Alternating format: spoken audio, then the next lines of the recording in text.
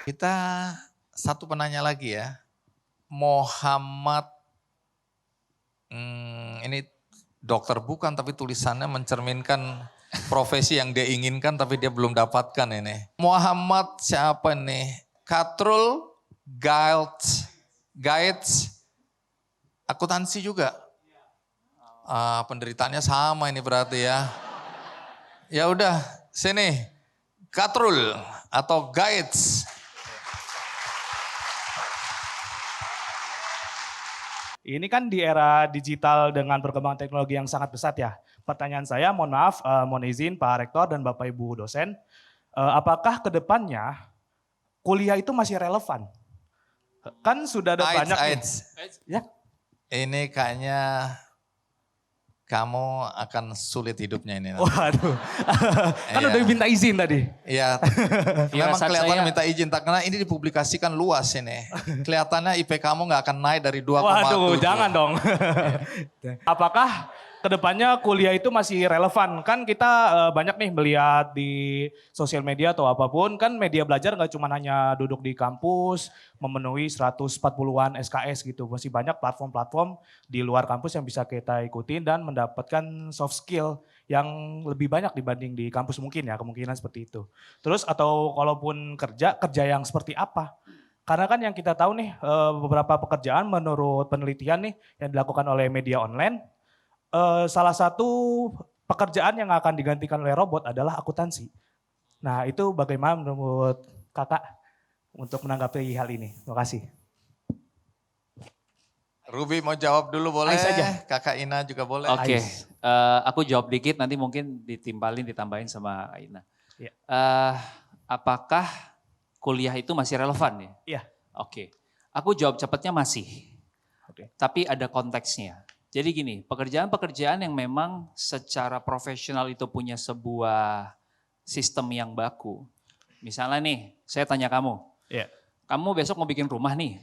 Iya. Iya. Terus arsiteknya lulusan TikTok. Berani nggak bikin rumah sama arsitek itu? Enggak. Enggak kan? Iya. Nah, berarti cepat aja. Ada beberapa profesi-profesi menurut saya yang masih butuh kehadiran si kuliah. Karena itu membentuk sebuah kualifikasi yang memang minimal karena ngaruh kan sama kehidupan orang banget. Gitu. Baik, Kakak Ina silakan. Ya, jadi pertanyaannya satu tapi jawabannya variabelnya banyak ya. Iya. Jadi memang soalnya. ilmu itu ada dibagi beberapa kategori. Jadi ada yang memang kategorinya profesi. Jadi itu memang harus kuliah gitu ya. Untuk jadi dokter ya harus kuliah kedokteran. Jadi psikolog harus kuliah psikologi. Arsitektur juga termasuk profesi. Jadi harus kuliah arsitek.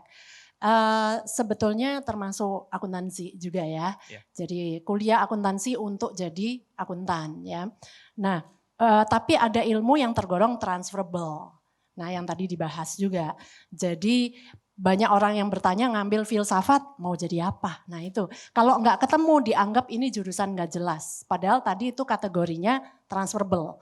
Jadi yang ditanya bukan mau jadi apa tapi skill apa yang didapat dari jurusan tersebut. Kalau dari filsafat berarti kemampuan apa? Logika, analisa berpikir. Itu dibutuhkan di mana? Oh banyak sekali, problem solving skillsnya kuat gitu ya. Nah itu kategori ilmunya dulu. Jadi apakah diperlukan kuliah? Dalam hal ini tergantung untuk bidang apa.